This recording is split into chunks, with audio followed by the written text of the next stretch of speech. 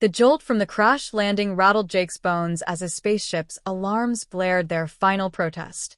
He groaned, rubbing his head and peering out the cracked window. The view was both surreal and unsettling.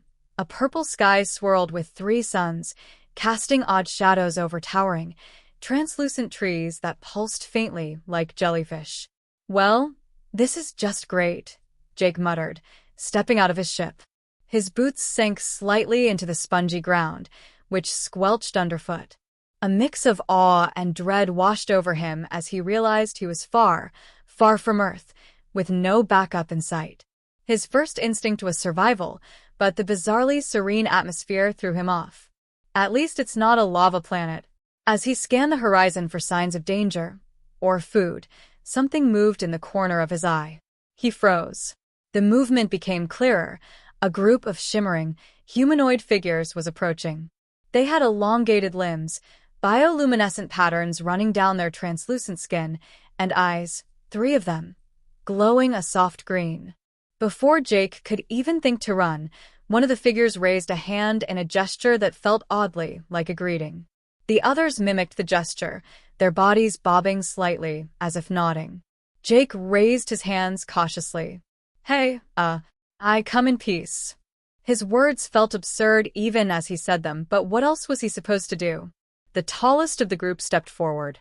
Its voice was high-pitched yet melodic, like someone speaking through wind chimes. "Earthling," it said, the word clunky but recognizable. Jake blinked. "Yeah, "That's me. Earthling. Who are you?" "I am Corixa," the figure said with a dramatic wave of its spindly arms.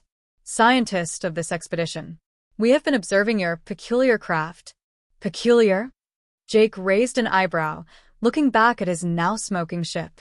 "Yeah, I guess that checks out." Corixa tilted its head, studying Jake like he was the most interesting thing in the universe. Its glowing eyes flickered downward. Jake followed the gaze and stiffened as the alien pointed at his waist. "And what is this hard thing hanging between your legs?" Jake's face burned as he looked down, realizing the alien was staring at his belt buckle, which gleamed in the sunlight. "Oh, this? It's just, it's part of my clothes," he stammered, fumbling for an explanation. "Not a big deal. Totally normal." But Corixa wasn't buying it. The other aliens murmured amongst themselves in their chiming language, their glowing eyes now fixed on Jake's midsection. Corixa turned back, leaning in closer with unblinking intensity. "May I touch it?" Jake recoiled instinctively, holding up his hands. "Whoa, no touching. It's not that kind of look, it's just a belt. A thing we humans use to hold our pants up. Not important." Corixa tilted its head again, clearly not understanding. "Humans require restraints for lower appendages? Fascinating." It gestured to its own flowing, semi-transparent robe. "We prefer freedom of movement. Your containment seems counterproductive." Jake sighed, already regretting every decision that had led him to this moment. "It's not like that. He stopped himself, realizing this was a losing battle. "Never mind. Just forget it." But Corixa wasn't letting it go. "Earthling biology intrigues me," it said, taking a step closer. "Your form is unlike any we have encountered. Please explain the purpose of this appendage further." "It's not an appendage," Jake snapped, then quickly tried to dial back his frustration. "Look, can we talk about something else? Like how I'm going to fix my ship and get off this planet?" Corixa blinked slowly, clearly unconvinced. "We are open to trade knowledge for knowledge. Assist us in understanding this phenomenon, and we shall assist you in leaving." Jake groaned, pinching the bridge of his nose. "Great. Just great." Behind Corixa, one of the other aliens whispered something that made the group burst into a melodic cacophony of laughter. Jake didn't know what they were saying, but he had a sinking suspicion they were making fun of him. "Fine," Jake said finally. "But let's keep this professional, all right? No poking, no touching, and definitely no weird experiments." Corix's eyes brightened with what Jake could only describe as excitement. "Understood.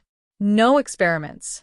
For now," Jake muttered under his breath as the aliens circled him, their glowing forms casting strange shadows in the otherworldly sunlight. This is going to be a long day. The group of aliens stared at Jake with a mix of curiosity and what he could only describe as giddy fascination. Corixa, now visibly more animated, motioned for Jake to follow. Earthling, come. We must document this anomaly further. Jake hesitated but realized he didn't have much of a choice. He was outnumbered, stranded, and his ship wasn't going anywhere soon. He trudged behind them as they led him to what appeared to be their base, an odd structure resembling a cluster of oversized glowing mushrooms fused together. The walls shimmered as if alive, faint ripples coursing through their surface with each step he took inside. As soon as they entered, the aliens started fussing over Jake like overzealous doctors preparing for a groundbreaking case study. One brought out a long rod that emitted a series of high-pitched beeps. Another waved what looked like a glowing jellyfish over his head. "What are you doing?" Jake asked, trying to keep his voice calm but failing. "This is invasive. Didn't we agree on no touching?" "This is not touching," Corixa replied confidently. "These are non-invasive tools of observation." Jake swatted at the jellyfish-like device as it drifted too close to his face. "Yeah? Well, it feels invasive. What are you even looking for?" Corixa's third eye blinked independently of the other two. "We are attempting to determine the functional purpose of your lower extension. Initial scans suggest it may serve as a multipurpose tool." Jake choked on air. "A what?" "No. It's not a tool. It's just part of being human. It's a body part. End of story." The aliens exchanged glances, their murmurs growing louder. Corixa raised a hand to silence them. "Earthling, your explanation raises more questions than answers. We must dive deeper into the intricacies of your physiology." "No diving!" Jake barked. "Listen, humans don't sit around analyzing alien parts, okay? Maybe you could give me the same courtesy?" One of the smaller aliens stepped forward timidly, holding what looked like a holographic sketchpad. It tapped a few buttons, and a projection of Jake appeared, spinning slowly in midair. The hologram was uncomfortably detailed, particularly in certain areas. Jake's face turned red as he lunged forward, trying to swipe at the display. "What the hell is this? You guys can't just make diagrams of me without asking." Corixa looked genuinely puzzled. "This is standard procedure. Knowledge must be shared freely for the betterment of all." It tilted its head, studying Jake's flushed expression. "You appear to be experiencing heightened emotional responses. Fascinating. Is this reaction related to the appendage in question?" "No!" Jake shouted, his voice cracking slightly. "I mean, look, this whole situation is just awkward, okay? Humans have something called personal boundaries. Ever heard of those?" Corix's eyes narrowed in what seemed like concentration. "Personal boundaries? Elaborate." Jake sighed, rubbing his temples. "It means you don't ask overly personal questions or invade someone's space without permission." The aliens erupted into their melodic laughter again, their glowing forms flickering brighter as they chuckled. Jake felt his frustration mounting. "What's so funny now?" Corixa composed itself, though its bioluminescent patterns continued to flicker in amusement. "Earthling, your species' insistence on hiding knowledge is both perplexing and inefficient. On our world, we embrace curiosity. If something is unknown, it must be studied. There is no shame in seeking understanding." "Well, on my world," Jake countered, "there is shame. Lots of it. So let's just move on, okay?" Corixa seemed to ponder this for a moment before nodding. "Very well. We shall respect your boundaries. For now." Jake exhaled in relief, but it was short-lived. Another alien approached, holding a tangled bundle of threads in its tentacle-like fingers. The bundle shimmered with iridescent colors, glinting in the alien light. The alien handed it to Corixa, who turned to Jake with a triumphant expression. "We have crafted a solution to ease your discomfort." "What is that?" Jake asked warily. "It is a covering," Corixa explained, holding up the bundle. "A protective garment for your appendage." We observed that you Earthlings rely on coverings for other parts of your anatomy. This creation is specifically tailored to accommodate the lower extension. Jake blinked at the alien's serious expression, unsure whether to laugh or scream. You made a sweater? For that? Yes, Quirixa said proudly. It is designed to provide comfort and protection while allowing freedom of movement. Jake stared at the bundle of shimmering fabric, noticing how absurdly long it was. I don't need it, no! Absolutely not. You're not putting that anywhere near me. The aliens murmured again, their tones now tinged with disappointment. Earthlings are averse to assistance, one of them said, its voice sounding almost hurt. It's not that, Jake snapped, though he immediately felt a twinge of guilt. It's just. Look, humans don't wear stuff like that. Ever. Quirix's 3 eyes blinked in unison. Then how do you prevent it from causing interference during physical activity? It doesn't interfere. Jake shot back, his voice rising in pitch. Can we please change the subject? But it was clear Quirixa wasn't ready to let it go. Fascinating, the alien murmured, making a note on the holographic sketchpad. The Earthling appears to become increasingly agitated when discussing this topic. Is this a cultural phenomenon or an individual anomaly? Jake threw his hands up. It's just called being uncomfortable. Which, by the way, I'm really good at now, thanks to all of you. Quirixa tapped its chin thoughtfully. Perhaps further observation is required to fully understand your species' aversion to transparency. No more observations, Jake said firmly. Let's just focus on fixing my ship, okay? The sooner I get out of here, the better. Quirixa sighed, its glowing form dimming slightly in what Jake could only assume was disappointment. Very well, Earthling. But know this, your secrets will not remain hidden forever. The quest for knowledge is eternal. Yeah, well, good luck with that, Jake muttered under his breath as the aliens finally backed off. He had a sinking feeling this wasn't the last he'd hear about his so-called anatomical anomaly. The room buzzed with a quiet energy as the aliens gathered around a central console, their glowing forms casting shifting patterns across the walls. Jake sat in the corner, arms crossed, watching them with equal parts frustration and resignation. Quirixa was at the forefront, gesturing animatedly as it reviewed a series of holographic displays. Jake couldn't tell what was more irritating, their constant fixation on him, or the fact that they were clearly debating something ridiculous. Finally, Quirixa turned back to him, its 3 glowing eyes narrowing in what Jake could only interpret as determination. Earthling, we have formulated a hypothesis. Jake sighed. Oh, this ought to be good.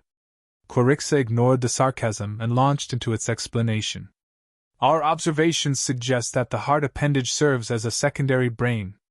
It likely functions as an auxiliary processing unit, enhancing cognitive efficiency during moments of high stress or danger. Jake stared at Quirixa, his mouth hanging open. You think it's a what? A backup brain? Are you kidding me? This would explain its strategic placement. Quirixa continued undeterred. Its proximity to your lower center of gravity allows for optimal distribution of mental functions during movement. Jake buried his face in his hands. It's not a brain. It doesn't process anything. Well, not like that, anyway. I mean, just stop. The other aliens exchanged murmurs, their tones a mixture of curiosity and skepticism. Quirixa raised a hand to quiet them before addressing Jake again. If it is not a secondary brain, then what is its purpose? Your reluctance to clarify only deepens the mystery. It's not that I'm reluctant, Jake shot back. It's that your questions are insane. You're overthinking this way too much. Quirixa tilted its head, considering his words. Overthinking is a hallmark of scientific progress. Perhaps you underestimate the significance of your own anatomy. Jake groaned, leaning back against the wall. Fine. You want the truth? It's just a part of my body. It's not a tool, it's not a brain, and it's definitely not whatever else you've been imagining. Can we drop it now? Quirix's 3 eyes blinked in rapid succession. Your explanation lacks sufficient detail. If it is not a functional apparatus, then why does it exist? Jake opened his mouth to respond but quickly realized he had no idea how to explain human biology to a group of aliens without making things even more awkward. Look, it just does, okay? Humans are complicated. End of discussion. But Quirixa wasn't finished. It turned to the other aliens and spoke in their melodic language, its gestures becoming more animated. Jake couldn't understand the words, but it was clear they were deliberating yet another theory. He sighed, already bracing himself for whatever nonsense came next. After a few moments, Quirixa turned back to him, a new glint of determination in its glowing eyes. We have considered an alternative possibility. Perhaps the appendage serves as a communication device. Jake blinked. A what? Consider this, Quirixa said, its tone taking on the excitement of someone unveiling a groundbreaking discovery. The appendage is positioned in a manner that suggests its use in establishing dominance or initiating social interaction.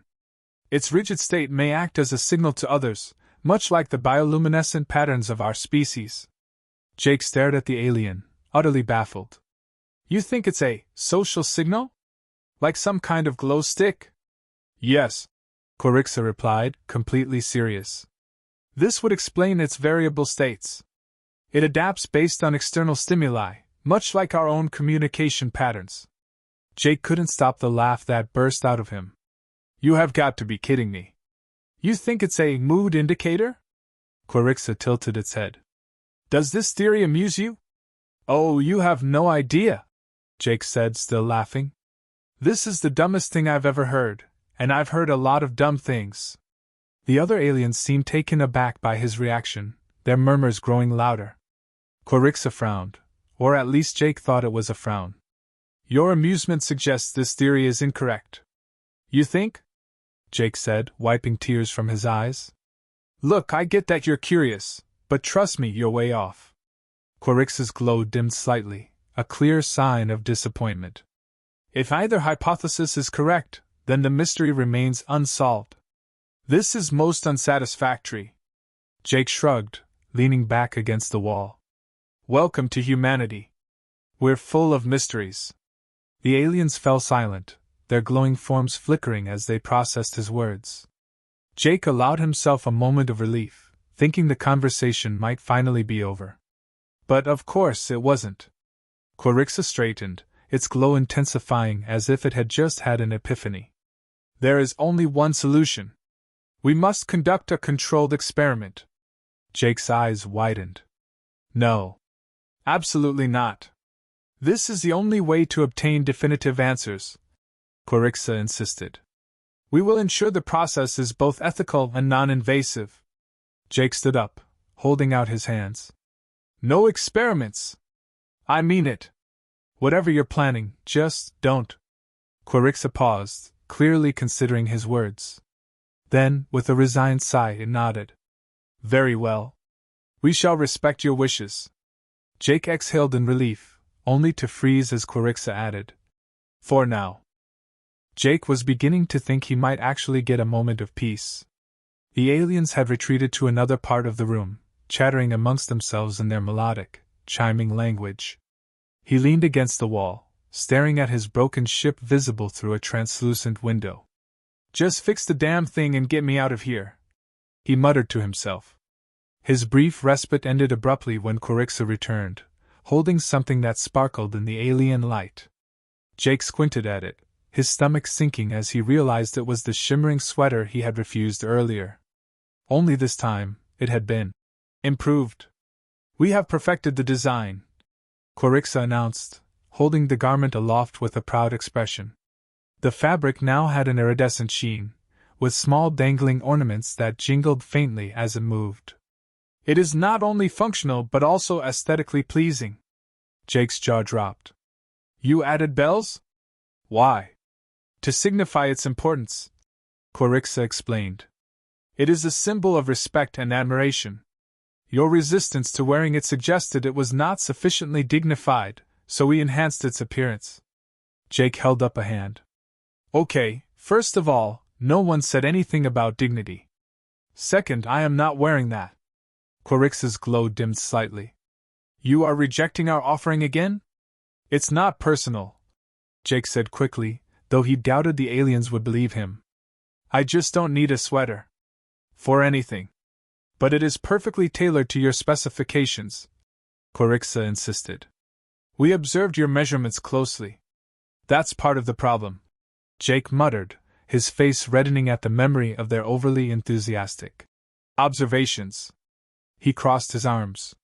Look, I appreciate the effort, but humans don't accessorize that part of our anatomy. It's just not something we do. Corixa frowned, or at least Jake thought it was a frown. Your customs are most peculiar. How do you signify respect for such an important feature? Jake stared at the alien, trying to decide whether it was being serious. We don't. It's not a thing we think about, okay? Let's just drop it. But Corixa wasn't ready to let go. Perhaps your species underestimates the significance of its own physiology. This is a common occurrence among less advanced civilizations. Jake rolled his eyes. Yeah, I'm sure we're just too primitive to appreciate your fancy alien fashion. Corixa took his sarcasm at face value. Precisely. This is why we must guide you toward enlightenment. Before Jake could argue, one of the other aliens approached, holding what looked like a small, glowing orb. The alien handed it to Corixa, who turned back to Jake with a triumphant expression. Observe. Jake watched as Corixa placed the orb inside the sweater. The fabric shimmered, and the bells jingled faintly as the orb began to glow. This enhancement will ensure maximum protection against environmental hazards, Corixa explained. It emits a subtle energy field that neutralizes potential threats. Jake raised an eyebrow. So it's a force field? For my... Yes, Corixa said before he could finish. A vital safeguard for your most vulnerable appendage. Jake rubbed his temples. You've got to be kidding me. Corixa tilted its head. This is no jest. The energy field is highly effective. It was designed based on our observations of your physiology. Jake sighed, realizing there was no winning this argument. Fine. Whatever. Just don't expect me to wear it.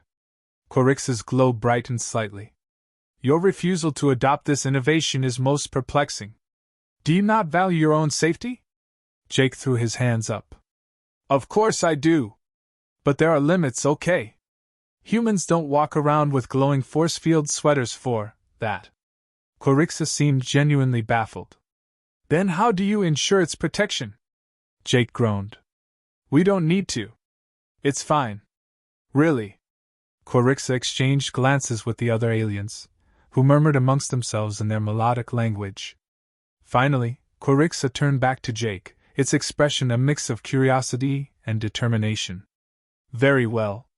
If you refuse to wear the garment, we shall conduct a field test to demonstrate its efficacy. Jake's stomach dropped. A what? Before he could protest, Corixa handed the sweater to one of the other aliens, who carefully placed it over a small, round object that looked suspiciously like a model of Jake's anatomy. Jake stared in disbelief as the alien carried the makeshift mannequin to the center of the room. What are you doing? He demanded. Testing, Corixa replied calmly. We must ensure the garment functions as intended. Jake watched in horror as another alien activated a strange device, causing a beam of light to shoot toward the mannequin. The sweater shimmered, and the beam deflected harmlessly, scattering into a cascade of sparkling particles. The aliens erupted into applause, their glowing forms flickering brightly. Corixa turned to Jake with a triumphant expression. As you can see, the garment is highly effective. There is no reason to reject it. Jake pinched the bridge of his nose. I don't care how effective it is. I'm not wearing it. Corixa's glow dimmed slightly. Your stubbornness is most perplexing. Jake sighed, already regretting every decision that had led him to this moment. Yeah, well, welcome to humanity. We're full of surprises. The tranquility of the alien base was shattered by an ear-splitting roar that echoed through the translucent walls. Jake jumped to his feet, heart pounding. What the hell was that? Corixa's glow dimmed as it turned toward the source of the sound. It appears the garment's energy signature has attracted an unwanted presence. Jake's jaw dropped. You're telling me the sweater called something here? Are you kidding me? Another roar rattled the room, and one of the aliens emitted a series of rapid, chiming sounds. Quirixa turned to Jake, its expression unusually serious. We must vacate this area immediately. Jake barely had time to process the warning before the creature made its appearance. It was massive, with 6 glowing eyes and scales that shimmered like oil slicks. Its jaws snapped as it lunged at the base, sending ripples through the translucent walls. Great, Jake muttered. Because this day wasn't insane enough already. The aliens scattered in every direction, their glowing forms darting like fireflies. Quirixa grabbed Jake by the arm, pulling him toward an exit. Earthling, follow me. We have limited time. Jake stumbled after the alien, struggling to keep up. What about my ship? I can't just leave it. Quirixa's voice remained calm despite the chaos. Your craft will remain intact as long as we neutralize the threat. Prioritize survival. Easy for you to say, Jake muttered, glancing over his shoulder at the monstrous creature. It had torn through the wall and was now sniffing the air, its glowing eyes locked onto the shimmering sweater still draped over the mannequin. Jake groaned. Of course it wants the damn sweater. The creature roared again, this time lunging toward the mannequin. The sweater's energy field activated, sending a burst of light that momentarily disoriented the beast. It stumbled back, shaking its massive head. Quirixa stopped abruptly, turning to Jake. The garment's protective capabilities may provide a tactical advantage. Jake stared at the alien in disbelief. You want to use the sweater to fight that thing? It is the most logical option, Quirixa replied. The energy field disrupts its senses. We can utilize this to drive it away. Jake pinched the bridge of his nose.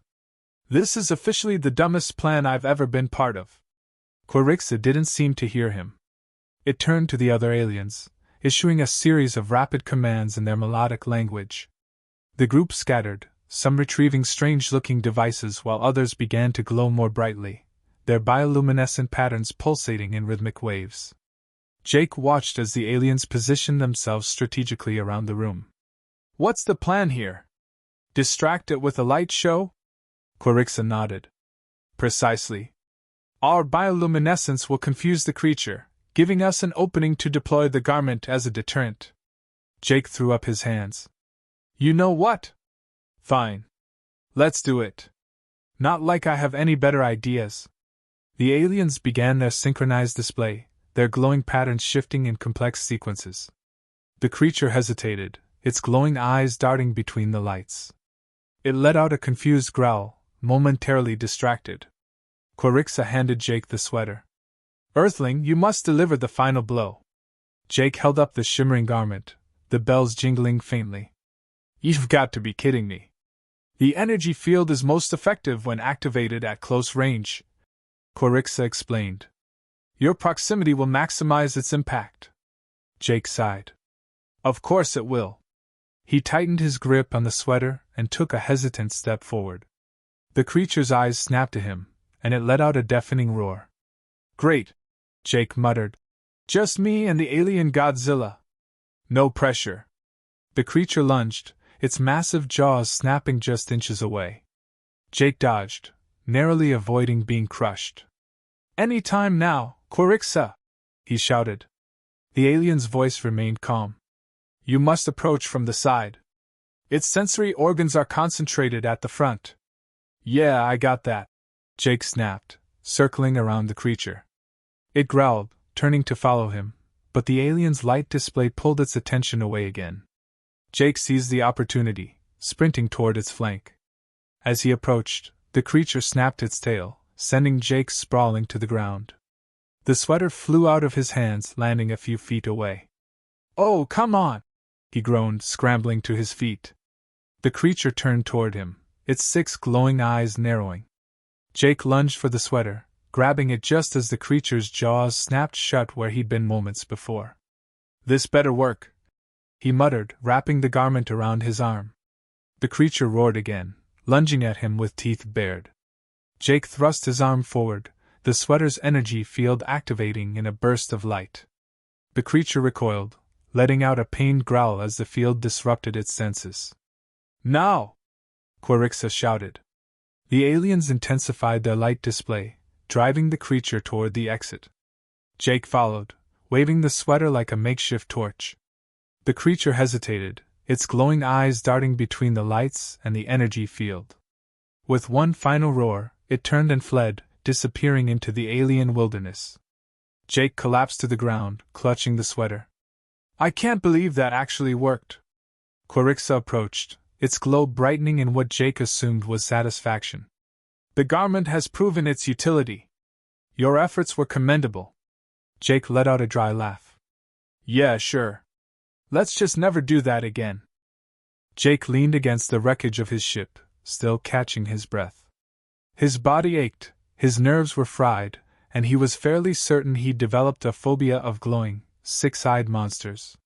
He glanced down at the shimmering sweater still clutched in his hand. The bells jingled softly, mocking him with every faint chime. "Never thought I'd say this," he muttered, "but I'm officially over sweaters." Quirixa and the other aliens approached, their glowing forms flickering with a calm, rhythmic pattern that Jake had come to associate with relief. "Earthling," Quirixa began, its tone lighter than usual, "your bravery has ensured the safety of this base. We are indebted to you." Jake waved a hand dismissively. "Yeah, sure. Just another day in the life of an intergalactic crash survivor." Quirixa tilted its head. "Your sarcasm does not diminish your accomplishment. Few have faced such a formidable creature and lived to tell the tale." "Well, I had a lot of help," Jake admitted, gesturing toward the aliens. "And a ridiculous sweater. Can't forget that." Quirixa's glow brightened slightly, a sure sign of approval. "The garment exceeded all expectations. Its success reinforces the value of collaborative innovation." Jake let out a tired laugh. "I'm glad it worked. Really. But if it's all the same to you, I think I'm gonna stick to regular clothes from now on." The aliens murmured amongst themselves, their melodic tones carrying a hint of disappointment. "Your resistance to embracing superior technology is unfortunate," Quirixa said. "However, we shall respect your preferences." "Thanks," Jake said, rolling his eyes. "That means a lot." One of the smaller aliens approached, holding a device that looked like a cross between a wrench and a tuning fork. It handed the tool to Quirixa, who turned to Jake. "We have completed repairs on your craft. You are now able to return to your homeworld." Jake straightened, relief washing over him. "Seriously? You fixed it?" Quirixa nodded. "Our engineers possess advanced knowledge of interstellar machinery. Your craft required only minor adjustments." Jake glanced at his ship, still half expecting it to fall apart the moment he stepped inside. "Well, I appreciate it. Really. I owe you one." Quirixa raised a hand, its bioluminescent patterns flickering in what Jake interpreted as a dismissive gesture. "Your actions today have balanced the scales. Consider the debt repaid." "Good to know," Jake said with a faint smile. "So this is it, huh? Time to say goodbye." Quirixa tilted its head again, its glowing eyes fixed on him. "Indeed. Your presence has provided us with invaluable insights into Earthling physiology and culture." Jake grimaced. "Yeah, let's not make a big deal about that. Some things are better left unexplained." Quirixa nodded solemnly. "As you wish. However, we shall remember your contributions fondly." Jake stepped toward his ship, pausing at the base of the ramp. He turned back to the aliens, feeling an odd pang of gratitude despite the absurdity of the situation. "Hey," he said. "Thanks for not dissecting me or anything. You're not as bad as I thought." Quirixa's glow brightened. "Your trust is appreciated. May your journey home be swift and uneventful." Jake smirked. "That's the plan." He climbed the ramp and entered the ship, running his hands over the newly repaired controls. The cockpit was intact, the systems online, and for the first time in what felt like forever, he had a clear path forward. He powered up the engines, the familiar hum filling the cabin like a long-lost melody. As the ship lifted off, Jake glanced out the window at the group of aliens below. They waved their spindly arms in a gesture that could only be described as cheerful. Quirixa stood at the forefront, holding the shimmering sweater like a prized trophy. Jake shook his head, laughing softly. "You can keep it," he muttered. "Consider it a souvenir." The ship broke through the planet's atmosphere, the stars unfolding before him like a glittering tapestry. Jake leaned back in his seat, the tension in his shoulders finally easing. "Home sweet home," he murmured, setting the course for Earth. Just as he was settling into the silence, the ship's comm system crackled to life. A familiar melodic voice filled the cabin. "Earthling, one final question." Jake groaned, rubbing his temples. "Of course." "What now?" Quirix's voice was as curious as ever. "If the appendage is not a secondary brain, nor a communication device, nor a tool, what precisely is its purpose?" Jake stared at the comm, disbelief etched across his face. He let out a long sigh, shaking his head. "You know what? Let's just call it a human mystery and leave it at that." The line went silent for a moment before Quirix's laughter echoed softly through the speakers. "Very well, Earthling. Safe travels." The comm disconnected, and Jake allowed himself a small smile. For all their quirks, the aliens weren't so bad. He stared out at the endless expanse of stars, the weight of the day finally lifting. "Humans," he muttered to himself. "Full of mysteries." With that, he set his ship on autopilot, leaned back, and closed his eyes, letting the hum of the engines carry him toward home. Jake didn't get far into his journey before the comm system lit up again. He groaned, leaning forward and slapping the button. "What now?" Quirix's voice, calm but persistent, filled the cabin. "Earthling, we regret to disturb your departure, but we require additional clarification on one final matter." Jake rubbed his temples. "You're really not good at letting things go, are you?" "Our pursuit of knowledge is unending," Quirixa replied, as though that justified everything. "Your recent display of courage has provided us with new data, but a crucial mystery remains unsolved." "Of course it does," Jake muttered. "Fine. What's the big question this time?" There was a brief pause before Quirixa asked. "Why does your species assign no cultural significance to such an apparently unique feature?" Jake froze, unsure whether to laugh or scream. "You're still on this? I thought we agreed to drop it." "We agreed to respect your boundaries," Quirixa corrected. "However, the implications are too significant to ignore. We must understand your species' perspective fully." Jake leaned back in his chair, staring at the ceiling. "Okay, listen carefully. It's not that we don't care. It's just not something we talk about openly, all right? Humans have rules, social norms. Some things are private." Quirixa seemed to mull this over. "Privacy. An intriguing concept. Does it not hinder the free exchange of knowledge?" "That's the idea," Jake said dryly. "Some things are better left unsaid." Quirix's voice grew more insistent. "But the absence of open dialogue limits understanding.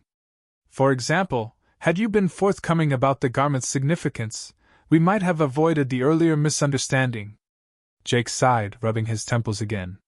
"The sweater had no significance. That was all you. Then why did you resist its application?" Quirixa pressed. "Your reaction suggests an emotional attachment to maintaining unclothed freedom." Jake nearly choked on his own laughter. "You're really overthinking this. Look, humans wear clothes for practical reasons, protection, warmth, whatever. But we don't make clothes for that specific area." Quirix's tone remained curious. "This absence of specialization is most unusual. On our world, protective coverings are tailored precisely to fit the anatomy in question." Jake shook his head. "Yeah, well, humans are big on efficiency. One size fits all, mostly." "That is evident," Quirixa replied, though Jake couldn't tell if it was a compliment or an insult. "Still, your species' reluctance to embrace specificity remains puzzling." Jake glanced at the glowing controls, wishing he could just hit the warp drive and leave the conversation behind. "Look, Quirixa, you're great and all, but I've got a long trip ahead of me. Can we wrap this up?" Quirixa hesitated, as if weighing its next words. Very well. But before you go, there is one final observation we must share. Jake groaned. Of course there is. Hit me with it. The appendage in question, Quirixa began, while clearly an enigma, demonstrates remarkable versatility. Its ability to attract both admiration and predators is unparalleled. In this regard, it may serve as a symbol of Earthling resilience. Jake snorted. That's one way to look at it. We shall record it as such, Quirixa declared. A beacon of Earthling adaptability and survival. Jake couldn't help but laugh. Sure. Go ahead. Put that in your records. We already have, Quirixa replied. Safe travels, Earthling. Your contributions will not be forgotten. The calm went silent, leaving Jake alone with his thoughts. He leaned back in his seat, shaking his head as a grin tugged at the corners of his mouth. A symbol of resilience, he muttered, chuckling softly. Yeah, that's one for the history books. He turned his gaze to the stars, his ship gliding smoothly through the vast expanse. For all the absurdity of the past few days, he couldn't help but feel a strange sense of accomplishment. Maybe it was the adrenaline wearing off, or maybe he just finally lost his mind. Either way, he was ready to leave this chapter behind. As the hum of the engines filled the cabin, Jake closed his eyes, letting the endless void of space cradle him in its quiet embrace. Whatever lay ahead, he was certain of one thing: he'd never look at sweaters the same way again. Jake was finally starting to relax when the comm system crackled again. He groaned loudly, slapping the button harder than necessary. Quirixa, if this is you, I swear. But the voice on the other end wasn't Quirixa.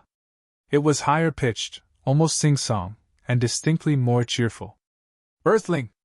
This is Xintha, junior researcher on the expedition. I couldn't let you leave without one last message. Jake sighed, running a hand down his face. You've got to be kidding me. What is it now? It's not a question, Xintha chirped. More of an update. I thought you'd like to know that the garment has been repurposed.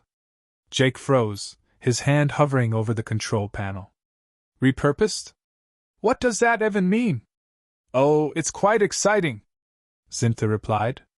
After observing its effectiveness in the field, we decided it would serve as a valuable tool for intergalactic diplomacy. Jake blinked. You're using the sweater for diplomacy? Yes, Xintha said, her voice brimming with enthusiasm. We've adapted its design to create ceremonial garments for our leadership. They are now symbols of strength, resilience, and cultural exchange. Jake stared blankly at the comm. You're telling me your leaders are walking around wearing specialized sweaters inspired by me?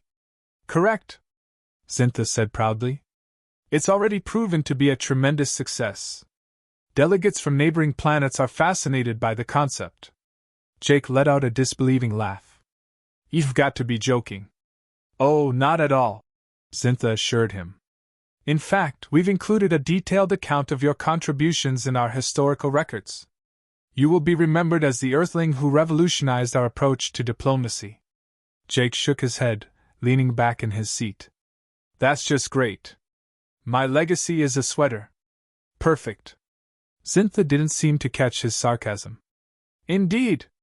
And there's more. We've also begun exploring additional applications for the design. Our engineers believe it could inspire advancements in energy field technology. Jake threw his hands up. Of course it could. Why stop at diplomacy when you've got a perfectly ridiculous sweater to change the galaxy? Precisely, Xintha said, clearly missing the irony. Your willingness to share your unique perspective has opened countless doors for innovation. Jake snorted. Yeah, willingness. That's what it was. We hope you'll return someday to witness the impact of your influence firsthand, Xintha added. Your presence would be most welcome. Jake hesitated, caught off guard by the genuine warmth in her tone. I'll think about it. Wonderful, Xintha said brightly. Until then, safe travels, Earthling. And thank you for everything. The comm went silent, leaving Jake alone once again. He stared out at the stars, his mind racing. Of all the bizarre outcomes he could have imagined, this wasn't even close to making the list. He'd crash-landed on an alien planet, been interrogated about his anatomy, fought off a six-eyed monster, and somehow managed to inspire an entire cultural movement. And all because of a sweater. Jake shook his head, a bemused smile tugging at his lips. What a day! As his ship cruised through the vast emptiness of space, he found himself oddly at peace. For all the chaos, he'd survived. More than that, he made an impression, however ridiculous it might have been. And maybe, just maybe, that was enough. Leaning back in his seat, Jake closed his eyes, letting the steady hum of the engines lull him into a much-needed rest. Whatever awaited him on Earth, it couldn't possibly be weirder than what he'd just left behind. At least, he hoped not.